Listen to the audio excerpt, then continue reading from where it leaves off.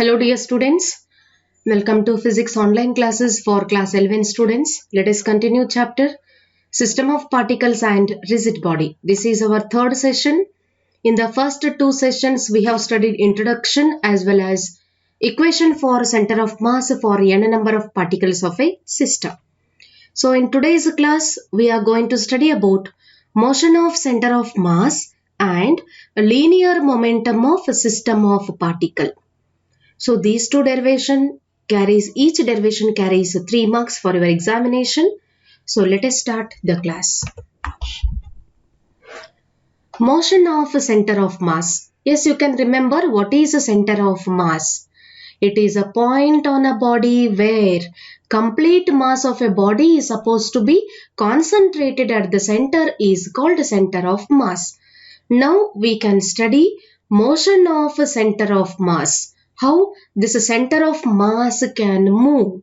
How much force is required to move the center of mass, that we can derive in the form of equation. Yes, first I am going to write an expression for center of mass. For n number of particles we already derived in the last class. So let us write the expression vector r is equal to summation of mi ri divided by m, where I equal to 1 to n. M is total mass of the system. Mi is mass of each particle. Ri is position vector of each particle of the system, where I is equal to first particle to nth particle. This equation can also be written as vector r is equal to summation of mi ri divided by m, where I equal to 1 to n. So this m I am going to take on LHS side, it becomes m into r.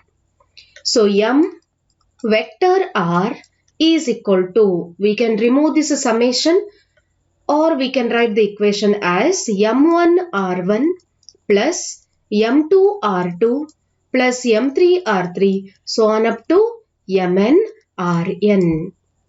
So let us take it as equation 1. r1, r2, r3, these are position vectors, so we have to write arrow mark, right? So this is the given equation that gives center of mass for n number of particle of a system. Using equation 1, let us derive motion of center of mass. So now I am going to write differentiation. Differentiating above equation. Differentiate equation 1 with respect to time. So differentiating with respect to time means comparing. I am going to compare each term with respect to time. Yes, you can observe what is m. M is total mass of the system and it is constant. We cannot differentiate it. So let us keep as it is. M keep as it is. Remaining is r. R is a position vector of center of mass and it is not constant. It is variable. So we can differentiate r here. dr divided by dt, differentiating position vector with respect to time, is equal to, similarly on RHS side, mass of first particle is constant, differentiating r1 with respect to time. Similarly for second particle m2, dr2 divided by dt up to n number of particles we can write mn keep as it is, drn divided by dt. Right? Now you can observe carefully this equation. So m keep as it is. What is dr by dt? R is a position vector. Position means distance or displacement. With respect to time, displacement with respect to time, that is rate of change of displacement, and this is called velocity. So in place of dr by dt, we can write simply vector v. What is v? Velocity. What is velocity? Rate of change of displacement. Displacement means position vector. So the above equation becomes m into v is equal to m1 v1 plus m2 v2 plus so on up to mn Vn. So this is what in place of dr by dt we got velocity. Let us take it as equation number 2. Now again I am going to differentiate equation 2 with respect to time. Let us differentiate equation number 2. Again m is constant, mass is constant, capacity is, velocity is variable. So we can differentiate velocity with respect to time. dv by dt is equal to m1 capacities dv1 divided by dt plus m2 capacities dv2 divided by dt, so on up to what? mn dvn divided by dt. So we are differentiating velocity with respect to time. Yes, what it gives? Rate of change of velocity. Velocity is comparing with respect to time. Rate of change of velocity is called acceleration. So in place of dv by dt, we can write m capacities. dv by dt means it is equal to acceleration. Let us write it as a. Is equal to, on RHS side we can write m1 a1 plus m2 a2, so on up to what? mn an. Let us take it as equation number 3. Now let us observe equation 3. Equation 3 is product of mass and acceleration. What is the product of mass and acceleration? That is called force, because F equal to ma. So equation number 4.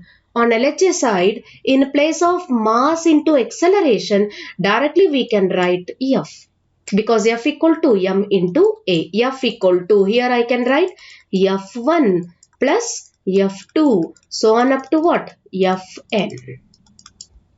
Right? So F, or generally we can write F external. External force applied on the system exactly at the center of the body. Then it is equal to force exerted on each particle of the system. So up to n number of particle. So this is a motion of center of mass. So then what it indicates? External force acting on the system. We are applying, if this is a system, we are applying force on the system externally, outside. External force acting on the system is equal to sum of forces applied on each particle. Suppose if in this system there are 4 particles, I am going to apply 4 Newton force. How much force is applied? 4 Newton force is applied, and this force is equally distributed to each particle. So the first particle got 1 Newton, second particle got 1 Newton, third particle also got 1 Newton force, and fourth also 1 Newton. So total force is how much? 4 Newton. So 4 Newton can be written as 1 plus 1 plus 1 plus 1. So that indicates force acting on a system externally is equal to sum of forces applied on each particle of the system. Or it can also be said that instead of applying forces for each particle, if this is a system, it contains large number of particles. It is not possible to apply force on each particle. Instead of that, directly we can apply force exactly at the center, so that the center of the mass starts to move. That means the whole system starts to move and it has translational motion. So this is called as motion of center of mass. So now come to the next term, linear momentum of system of particles. Yes, we already studied about linear momentum in the chapter laws of motion. Linear momentum is also called as quantity of motion. Don't forget it. A linear momentum is also called as quantity of motion. It is also called as quantity of motion. Linear momentum is denoted by the symbol P, and it is given by the expression P equal to m into v. That is product of mass and velocity. So about this we already studied in the chapter laws of motion. Again you are going to study the same term here, but here it is applicable to system of particle. So generally in that chapter we studied, for example, let us consider object, let us consider a body, let us consider a ball. In that type we considered examples. But here we are talking about particles of that object.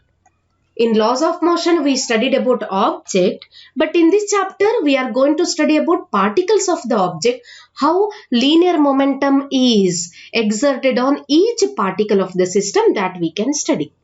Right? So system of particle means it is a system having large number of particles. All the particles are closely packed here. Let us consider there are n number of particles present in the system. And each particle is having masses m1, m2, m3, so on up to mn. This is mass of each particle. When we applied force externally, so each particle will get velocity v1, v2, v3, so on up to vn. So mass and velocity of each particle here it is given. So we already know the expression for linear momentum. So let us consider linear momentum of a system. Let us consider linear momentum of system of particle. Linear momentum of system of particle. So total linear momentum is denoted by P. P equal to, it contains n number of particle. So first particle linear momentum is P1. Second particle linear momentum is P2, third particle linear momentum is P3, and so on up to n number of particle linear momentum is Pn. So what it indicates? P1, P2, P3, so on up to Pn, these are linear momentum of all individual particles of the system. And what is capital P? Capital P is linear momentum of the system, means the total linear momentum. Is it clear? Or this expression can also be written as P equal to, we already know the expression for linear momentum, P equal to what? Mass into velocity. So mass of the first particle is m1, velocity of the first particle is v1. m1 v1 plus m2 v2 plus m3 v3, so on up to we can write mn vn. Instead of linear momentum P1, P2, P3, we can write a product of mass and their velocity. Or we can write this expression as P equal to, so instead of writing m1, m2, m3, I can write a total mass of the system m. Instead of writing v1, v2, v3, velocity of individual particle, we can write a total velocity of the system. So we got P equal to capital M into capital V. Let us take it as equation 1. See here, this is a system. This system contains a large number of particles. Each particle is having mass m1, m2, m3, m4 and so on. And their velocity are v1, v2, v3, so on. So instead of taking mass and velocity of each particle, so we can take a total mass is m and total velocity is v. So we got equation 1, P equal to m into v. So now let us differentiate equation number 1. Differentiate equation 1 with respect to time. So when we differentiate equation 1, what is equation 1? P equal to mv. So let us differentiate this equation. So linear momentum is not a constant, it is a variable. So we can differentiate linear momentum with respect to time. dp by dt is equal to, m is mass and it is constant, we cannot differentiate capacities. Velocity is variable, so we can differentiate velocity with respect to time, dv divided by dt. Or it can also be written as dp by dt is equal to m capacities. What is dv by dt? Rate of change of velocity is called acceleration. Or we can also write it as dp by dt is equal to, what is mass into acceleration? Mass into acceleration gives force. So F external is equal to dp by dt. What it indicates? That indicates when you applied force externally on the system, then only its quantity of motion changes. rate of change of linear momentum is equal to external force. So if this is a system, when you applied force, then only linear momentum changes. If applied force is 0, then linear momentum remains constant. Linear momentum means what? Quantity of motion. Quantity of motion changes only when force is applied, or else linear momentum remains constant. So that indicates when external force F is 0, then the equation becomes what? dP by dt is equal to 0. So that means P remains constant. So this conclusion you should understand. So dP by dt equal to F external, that indicates rate of change of linear momentum is equal to external force applied on the body. When we applied force, linear momentum or quantity of motion changes. When applied force is 0, when you are not going to apply any force, then its quantity of motion, linear momentum remains constant. So this equation is very useful in numerical problems as well as in competitive examination. Sometimes they had given the value of linear momentum and time, and you have to calculate force.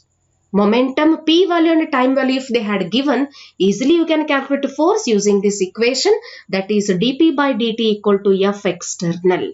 So this is all about linear momentum of a system of particle.